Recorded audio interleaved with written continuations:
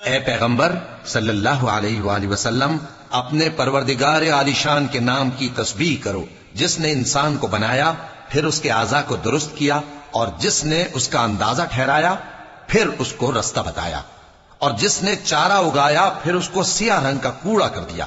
اے نبی صلی اللہ علیہ وآلہ وسلم، ہم تمہیں پڑھا دیں گے پھر تم فراموش نہ کرو گے، مگر جو اللہ چاہے۔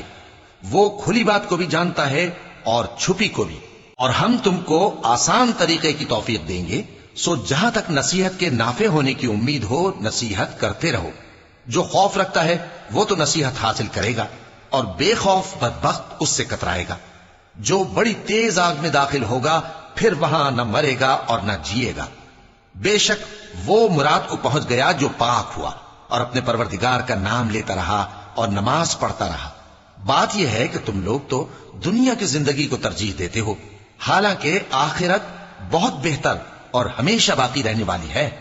یہی بات پہلے صحیفوں میں بھی درج ہے، یعنی ابراہیم اور موسیٰ کے صحیفوں میں۔